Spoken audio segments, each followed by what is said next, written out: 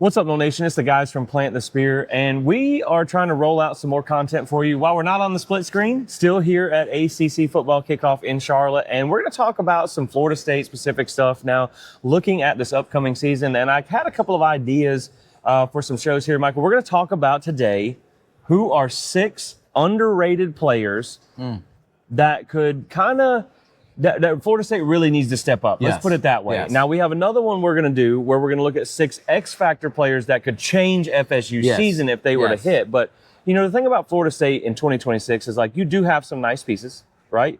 You know about the Deuce Robinsons. You know about some of these other guys, the Usman Chromas and the Trey Wisners.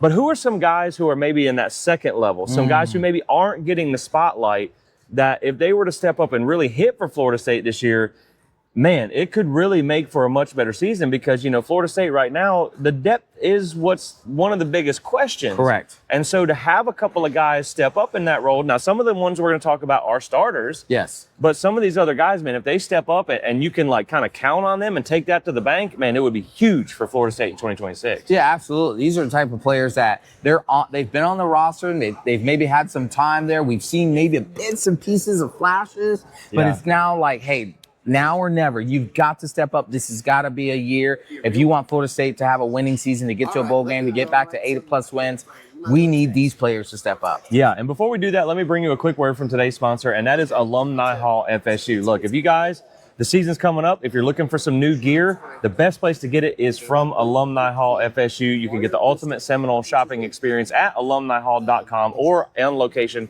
at 1415 Timber Lane Road in Tallahassee. And make sure, if you're going to shop there, you're going to save 10% with Code Spear. So, Michael, let's start. We chose 6. Yeah. So we could do 3 from the offense and 3 from the defense, right? And I think, man, the number one underrated player, and listen, I have to caveat this before we say it. Florida State needs every player to step up this year, not just 6. Yeah. But we're trying to create some content for you guys before the season gets here to keep everything busy. So we've chose the 6 that we feel would really make a difference, right? And when I say underrated, I mean the ones that aren't big in the headlines, right? And I think for me, the number one underrated player who could step up and really change FSU season is Kevin Wynn, at defensive tackle, right? You have Daniel Lyons, who has been in the spotlight, a guy they've challenged to step up and fill that role that was voided by Darrell Jackson as he moved on out of eligibility. You know, when I look at Daniel Lyons, we don't know, right? They've said he stepped into that role. They said that he's accepted the challenge, but we've seen some good from him. We've seen some not so good from him. And so to me, when you look at Kevin Wynn, man, this is a kid that is one of the most top-rated defensive tackles that you've signed in a long time. This is a guy that I think was in the Navy All-American Bowl, literally had to be held out of practice. Because he was just blowing up the offensive line. They couldn't run practice. He's lost some weight. He's trimmed down from 334 down to 317.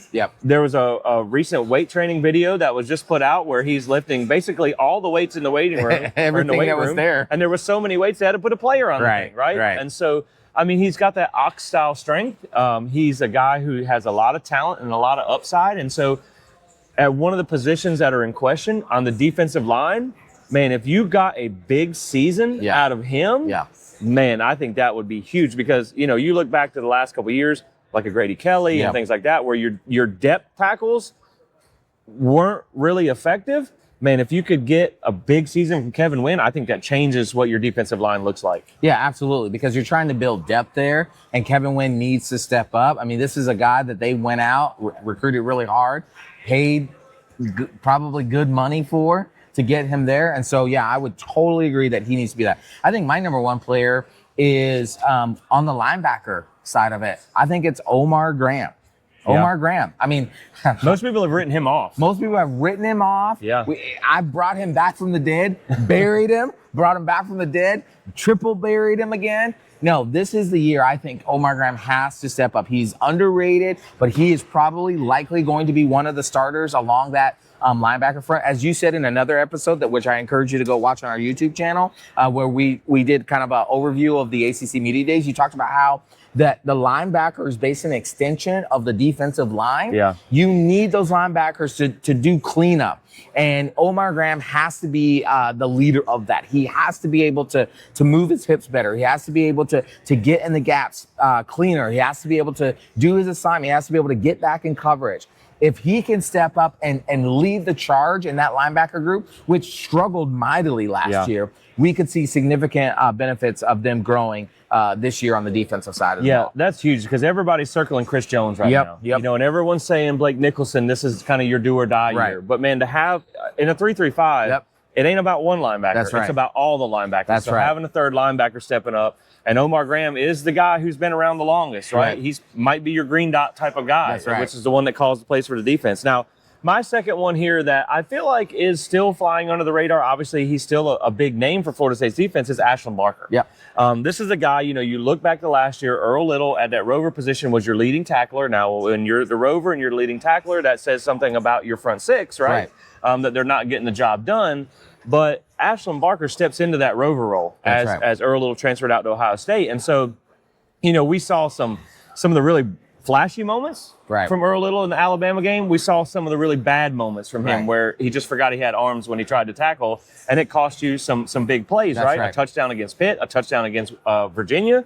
And so, you know, Ashlyn Barker is a big, rangy guy. And when you talk about linebackers, Ashlyn Barker is almost like a linebacker that plays safety. That's right. And so to me, you know, you look at the safety positions, you're going to probably, you got KJ Kirkland, you're probably going to be filling that other role from one of the transfers or something like that. And so I think having KJ Kirkland would be a good one for this list too. But man, I think Ashlyn Barker having a big season in that rover role, you know, we're kind of lining up here. Like you're talking about the middle, the heart of that defense, the defensive tackle to Chris Jones, who we think is going to be strong, to your rover. Man, if you could strengthen the heart of that defense, that's why I choose Ashlyn Barker. Yeah, that's a great call. And Ashlyn has shown some flashes. He has. And now can he put it together now that he's stepping into that starting role and shows more consistency? I'm going to stay in the secondary, and I'm going to go with a guy who's a redshirt sophomore who we thought when he came in that he should have seen the field, but has not yet, and that's a Charles Lester. Great choice, man. Charles Lester. Now, obviously, we've had some attrition in that secondary a little bit. We had some graduation. We had some NFL draft stuff. We had some transfer. This is an opportunity for him to fight for maybe that slot corner position that they like to use there, to get on that. I mean, this is a guy who came highly rated, was one of the bell cows of Mike Norvell, one of the few high school recruiting wins that he was able to have in his tenure here. It is time. He's a redshirt sophomore. You've been 3 years. Yes, you are only the second year into the system. You were recruited by Adam Fuller and the defensive back coach that's no longer here, Patrick Surtain. And so, yes, you recruited in that system, but now you're in this system. You've had 2 years. This is time for you to step up. Your redshirt sophomore year is your draft eligible year. You're now draft eligible. So now you're going to start getting looks and feedback from the NFL draft. If you want to be that type of player, which he has always said he's wanted to be, to get into the draft, this is the time for you to start stepping up. You may not start, but you need to be solidly in that rotation that they have in the secondary. Yeah, and I mean, you also are going to be flirting with the portal, you know, and it's just one of those where that talent needs to live up to its hype, right? Absolutely. I mean, you bring in a guy like Nehemiah Chandler, who I think is probably going to be your starter, but I mean, Charles Lester is as talented as anybody on the back end of that defense, and so I think it is time. And when I think of Charles Lester, I think of kind of that like Damori Tate situation from years back, where you signed a 5-star guy that literally never did anything for you. So really, one of the knocks on Mike Norvell and them is how you just haven't maximized the talent that you've got. Well, this is one of your top talents. And so again, like while I'm excited about Nehemiah Chandler and the 13 PBUs and stuff like that he had, we all have always said, like, you want your homegrown talent to be the ones that are making the impact. So I think that's a great choice. Now, my third choice and final choice for the defense, man, I cannot stress how important it is for this defensive line to be good. And one of those guys I think that flies under the radar when you bring in a guy like Rylan Kennedy from Texas A&M to be on the defense here is Deontay McCray. I think he's a guy that was really good for you last year. I almost went with Diamante Diggs because, you know, he's a big rangy guy, came in from Coastal Carolina, who got hurt and we didn't get to see him, and he's back. He's a 6'6" long defensive end. But man, Deontay McCray, we know has performed well for you last year. Yep. He was a good run stopper at Western Kentucky when he was there. And so this is a guy that, when we talk about the depth of the defense, obviously you talk about that line, particularly on the edges, the twins and Rylan Kennedy are the ones that come to the spotlight. Right. But you're going to need that kind of workhorse guy that doesn't get the spotlight that can be able to step in and give you quality snaps. Right. For, maybe in certain packages or maybe when those guys aren't on the field, like Rylan Kennedy, we feel like is going to be a good pass rusher. Yep. You're going to need a good run stopper, right? And that's who I think Deontay McCray can be for you. So, man, my third and final pick for the defense, again, this is my second defensive lineman because games are won and lost in the trenches. Right. So I'm going with Deontay McCray. Yeah, I think that's a great pick. I'm going to stay right there on the line with you, and I'm going to go with Daniel Lyons. He's a redshirt senior. We have talked about this guy. He's been injured a little bit. He's shown flashes. I think this is his time to shine. He's got to get solidly in that rotation and even push the starters because they love to rotate that defensive line there. Obviously, because they play a 3-3-5 stack. You're only seeing one defensive tackle down there and then 2 ends there. Sometimes they're going to rotate that out, whatever. Sometimes they might go to that even front where they go four down, and that's where he'll play a lot of part of that. This is a time for him to step up because, as you just said, and the thing that we talked about and some of our big takeaways from camp that you can see on our YouTube video there, is we've got to build depth. We've got to build depth along the defensive line. He's a guy, this is his last year. If he wants to leave a legacy at Florida State, that's not what has been the past 2 seasons. This is an opportunity for him to step up into that. Yeah, and you made me think of one thing that I want to circle back to Kevin Wynn about is when you go to that even front, you need that second defensive tackle, and it's going to have to be him, right? And you're going to need him to go. He's banged up last year as a freshman. You're going to need him to go from playing 40 snaps to 400. Yes, absolutely. So that's why I think he is really going to be a crucial part of this defense, especially when you go even fronts, right?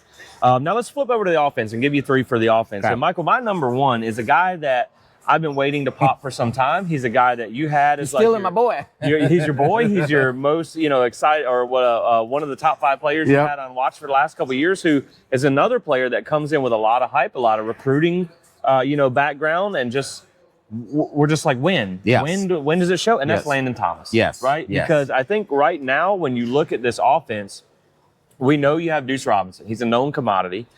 You have Mekhi Danzy, who I think is going to take a step in year 2 at receiver, where, it's his 3rd year in the program, but it's only his 2nd true year as a receiver. He's going to be learning his technical skill.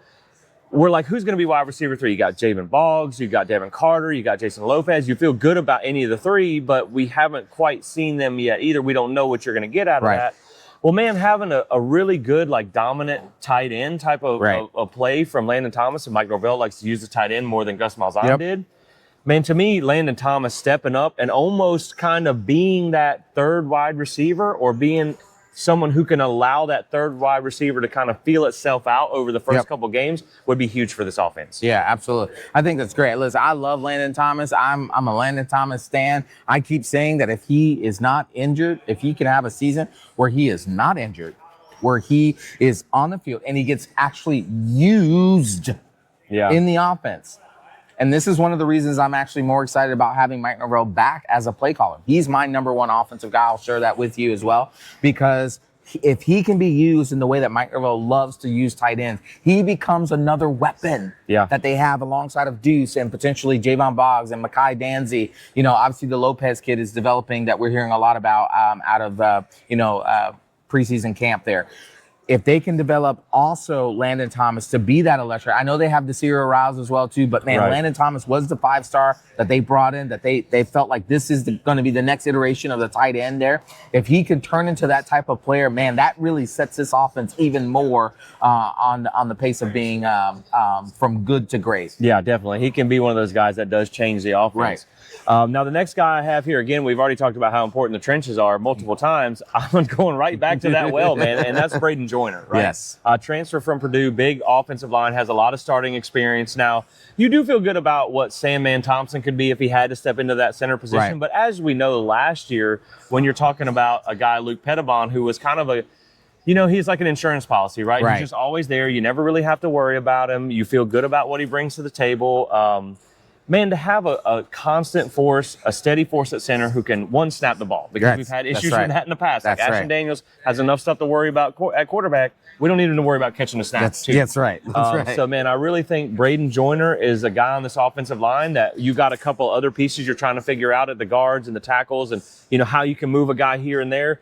Having someone you don't have to worry about at center would be big for the offensive line. Yeah, absolutely. And that's also the guy who's making all the calls and lining everybody up. So it's a key position. Absolutely. No, I totally agree. Like you need, again, they're trying to search for the best 5. And if he can be one of those, he can guarantee you that one spot is solidified for him. Then next thing you know, now you know that the rest of that line can be there. Obviously, he's going to be making a lot of the calls there as well, too. So you want him to be able to be on his tip-top game.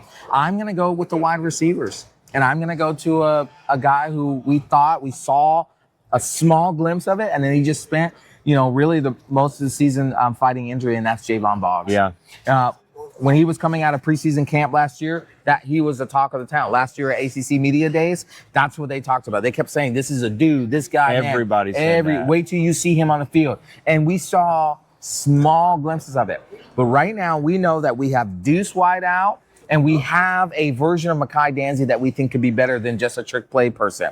But we need that third receiver. Yeah. Obviously, if Landon Thomas can develop into that tight end with the Cyril Rouse, that gives us another weapon. But, man, if you could have another person that now the defense can't just focus solely on double covering and sending a man over the top with Deuce, because they also have to worry about Javon Boggs, man, this is an opportunity for him to step up in his second year and really show all the things that we had heard about last year. Yeah, I mean, the defense already has to worry about a mobile quarterback in Ashton Daniels. So if you have 3 receivers to cover, a good tight end, some running backs, I mean, that's going to create some problems. Yeah, absolutely. So, man, but for my final player on the offensive side, rinse and repeat, man. I'm going back to the offensive line, and that is, and I'm probably going to mess this name up. I still got to get the pronunciation down. Chimdia Nwayu. Ooh, I like that. Look at you.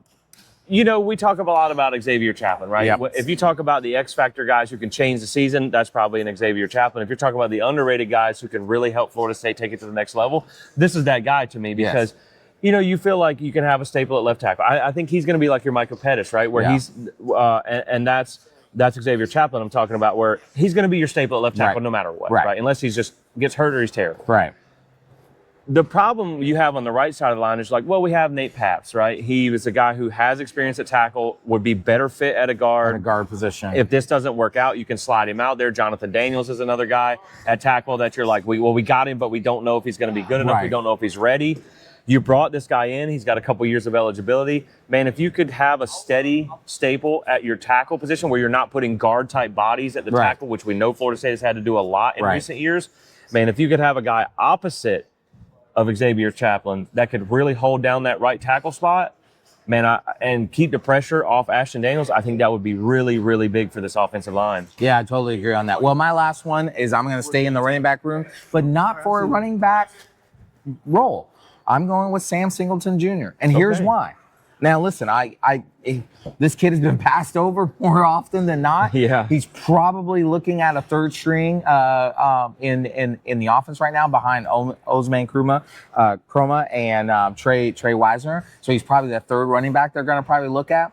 But from a punt return standpoint, listen, I've been seeing the boards at the PTS community. I've been reading them. I've been seeing you on Twitter. I agree with you. I think he could be a dynamic punt returner, kickoff returner there. Obviously in the kickoff return game, hopefully, we're seeing flashes of it. Hopefully we're not giving up scores that we have to see a lot of kick returns. Yeah. But on a punt return sense, man, I have seen flashes of this kid. If he gets the ball in his hand, if he gets into the open field, it is over. Yeah. It's over.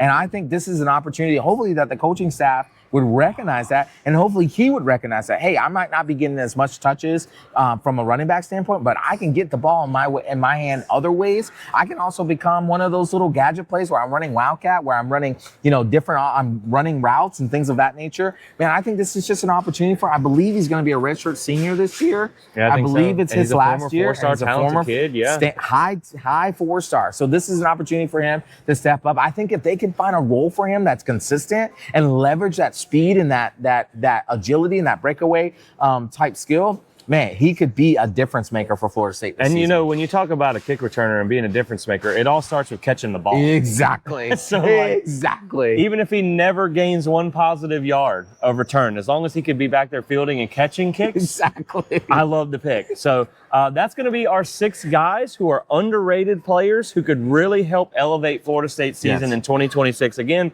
Florida State needs all hands on deck. Exactly. But these are guys that we picked that we thought could really help Florida State take it to the next level this year. Look, if you guys have a list of your own, drop it in the comments. If you're watching on YouTube, we'd love to hear from you guys. And before we get out of here, again, if you want to get in on the conversation, if you want to get into the things like Michael was talking about, the best place to do that is in our new PTS community. It's a fan community that's built by fans for fans. So make sure you check that out over at plantthespear.com. You can get started with a free account, or if you'd like to support independent FSU coverage like us and what we're doing here now at ACC Football Kickoff, you can do that starting at just $8 a month, and we will be forever grateful for your support. So head over to plantthespear.com. Not only will you get all of our great content that we're already putting out there for free, we have some exclusive benefits for the insiders as well. And you can just go to the link in the top corner menu, hit boards. It'll take you straight to where you need to be, and you can go from there. So we appreciate you guys watching, and we will catch you on the next one. As always, go Noles.